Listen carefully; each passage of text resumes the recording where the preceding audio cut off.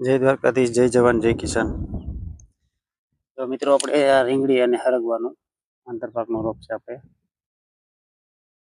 અને આપણે 20 દિવસ થયા છે અને ઉગીને 15 થી 20 દિવસ. અને જો હરગવો પણ મસ્ત ઉગી ગયો છે અને રીંગણી પણ કમ્પ્લીટ લાગી ગઈ છે. આપણે રીંગણીમાં આપણે જોઈએ કેવી ફૂટ થઈ છે.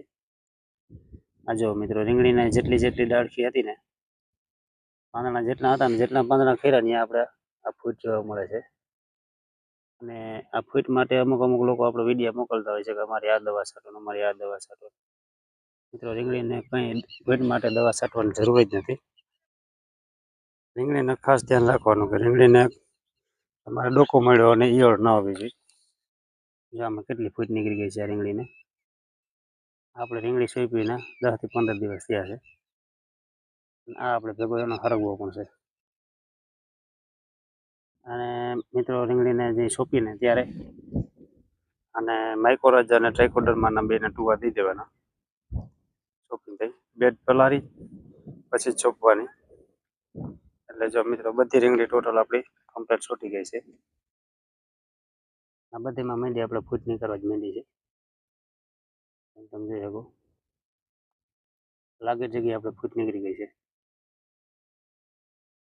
ને આને કમ્પ્લીટ આપણે લાગી જાય ને પછી 1 મહિનો પાણી નથી દેવાનું, એટલે આપણે મેળે ફૂટ નીકળી જાય. અને આવી જ માહિતી મેળવવા માટે મિત્રો આપણે આગળના વિડીયો જોતા રહેજો, જેથી કરીને તમને પણ રીંગણની માહિતી મળે. આ બહુ મોટો પાકળ રોપ હતો, એટલે જેવડું મોટું ઝાડ થઈ ગયું. હવે આમ લગભગ 8-10 દિવસમાં તો આમાં છે ને ફૂલ પણ આવવા મળશે. એટલે 1 મહિનો ને 1 મહિનો ને 10-15 દી થાય ને, એટલે આમાં આપણે રીંગણા ઉતારવાના ચાલુ થઈ જાય. અને આજે આપણે આમાં હાથી આંકવાનું હાલે છે. આપણે આખો વિડીયો જોવું કેવી રીતનો થાય. હાલો જો મિત્રો, આપણે આજે હાથી આંકવાનું હાલે છે મલ્ચિંગમાં. એ વયસમાં આપણે 2 દાઢા કાઢી નાખ્યા છે.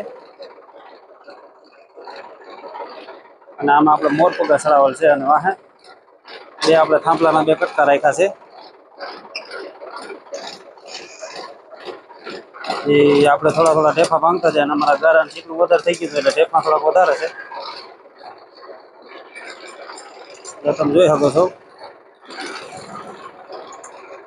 હાથી કેવી રીતનું હાલે. બંધ કરો.